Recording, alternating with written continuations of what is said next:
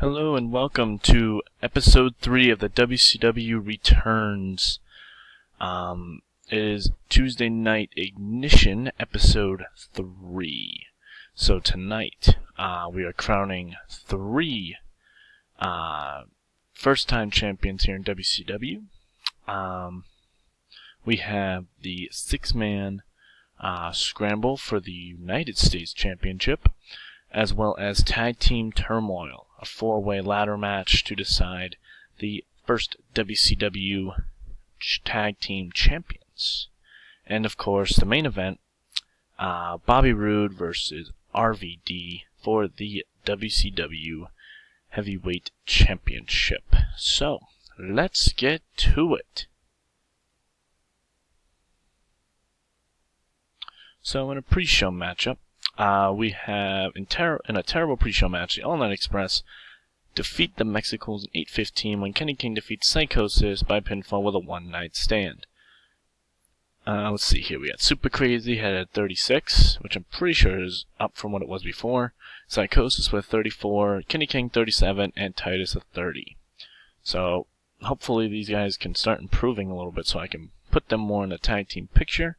At the moment, it's not a big deal because I have 4 decent tag teams already, but I'd like to do something with most likely both of these teams. Improvements, Titus, and performance, which is good because he had the worst, so hopefully we can build on that.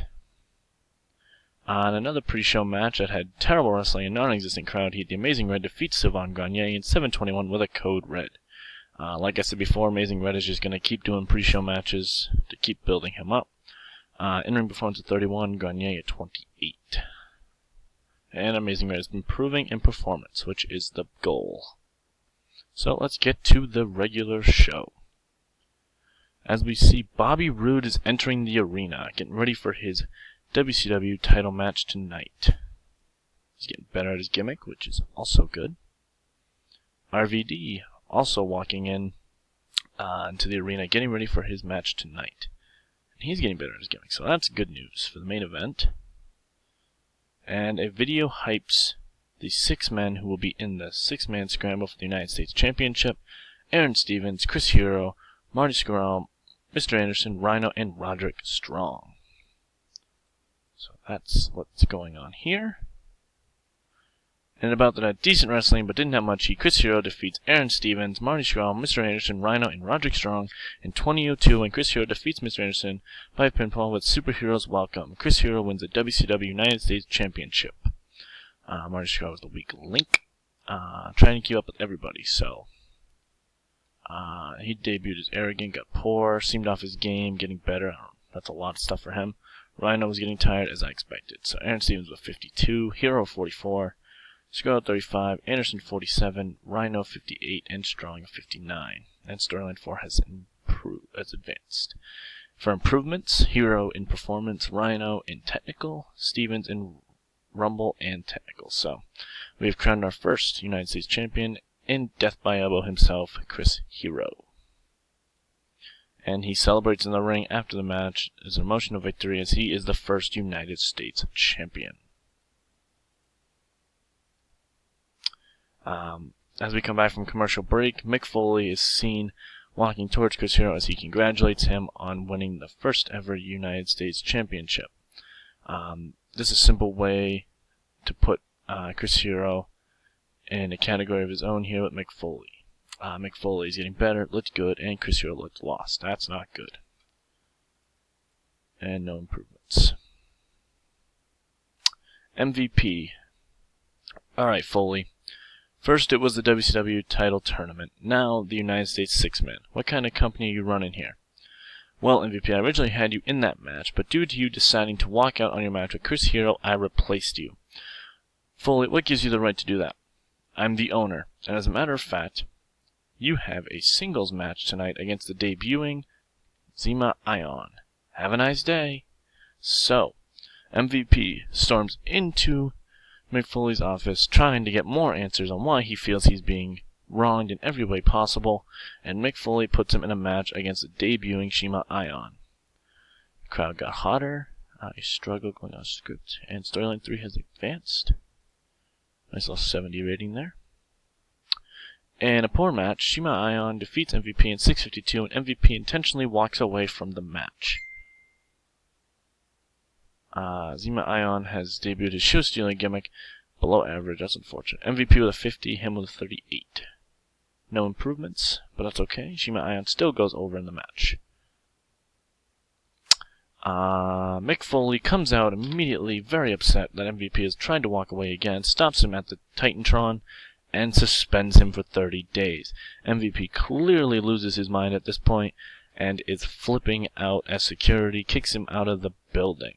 So MVP back-to-back weeks walks out on his opponent, and Mick Foley is just done with MVP at this point and gives him a 30-day suspension.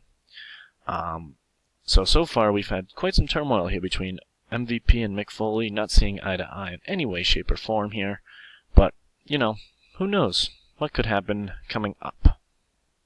A solid 64 rating there, which is very good. And we move on to Tag Team Turmoil for the WCW Tag Team Championships. So in about that decent wrestling but little heat, Kendrick and London defeat Killer Elite Squad, Motor City Machine Guns, and the Young Bucks in a ladder match in 17:37 when Brian Kendrick retrieved the tag team title, and Kendrick and London won the Tag Team Championships. London was visibly tiring, Smith was tiring. Smith is getting better at his gimmick, Hoyt is tiring. Nick Jackson took a big bump. Excellent chemistry, excellent chemistry, excellent chemistry. Match got the crowd buzzing, which is good. London 47, Kendrick 64, Hoyt 33, Smith 34, Sabin a 42, Shelley a 56, and then the Jacksons with 62 and 61 respectfully. And in improvements, Sabin in performance, London in performance. So we have our first WCW Tag Team Champions in Brian Kendrick and Paul London. I originally was planning on putting the tag belts on the Motor City Machine Guns to start out, but Kendrick and London, I felt were in a better place to put the tag belts on at this point, especially where I can always build the Motor City Machine Guns towards it. But I feel like Kendrick and London can do some good things with the tag team titles at first, and I am excited for the feud that I will be having with them at the beginning.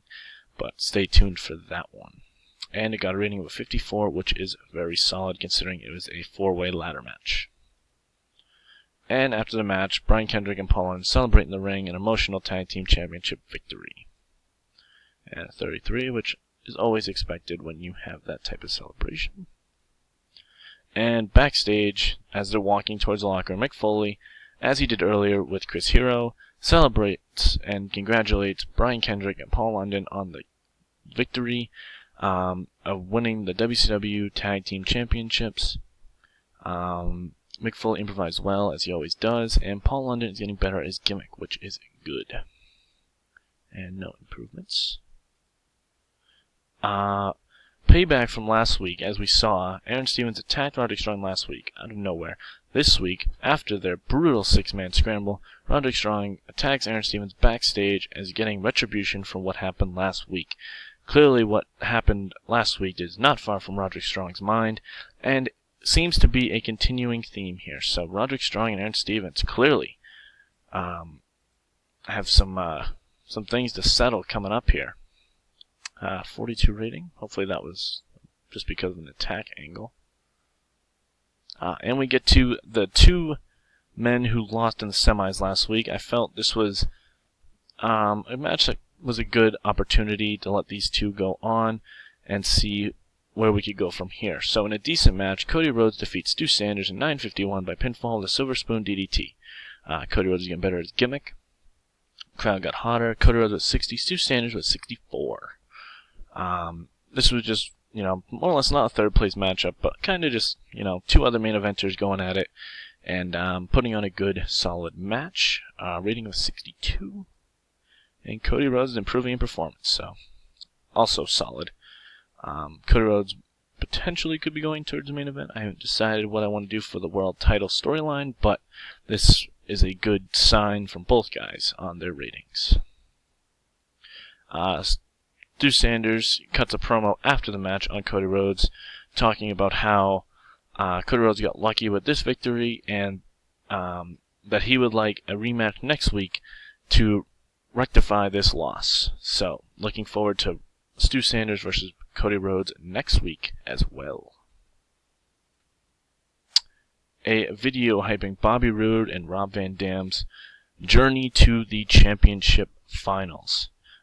We see Rob Van Dam defeating Mr. Anderson, and then defeating Stu Sanders, and then we see Bobby Roode defeating Chris Hero and Cody Rhodes. So, the build to that, and the rating of 68.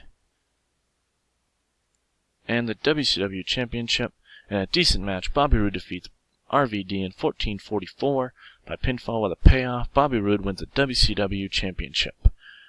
Bobby Roode performs at 56, RVD with 51. So Bobby Roode is our first WCW champion. And improvements? There were none. That's disappointing. I was hoping to have a little bit from Bobby Roode or RVD, but can't win them all. So Bobby Roode is our first WCW champion. Rating of 52 seems kind of low to me. But that was the big main event. And then after the main event, Mick Foley comes out and awards Bobby Roode the WCW title, putting it around his waist as the crowd, unfortunately, as they cheer and boo because they saw a great main event and a great tournament to crown the champion, but Bobby Roode is their champion who was not who they wanted. So Mick Foley clearly enjoys going off script.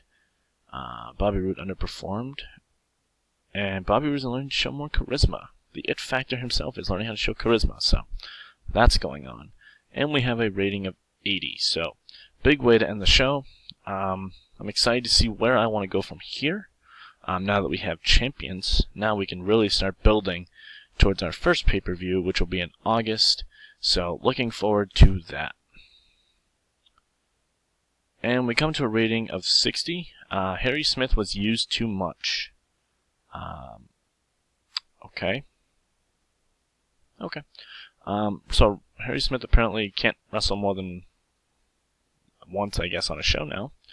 But the rating of 60 is encouraging. So I'm going to leave this one here. Looking forward to the next episode of Tuesday Night Ignition from WCW. But until next time, I will see you soon.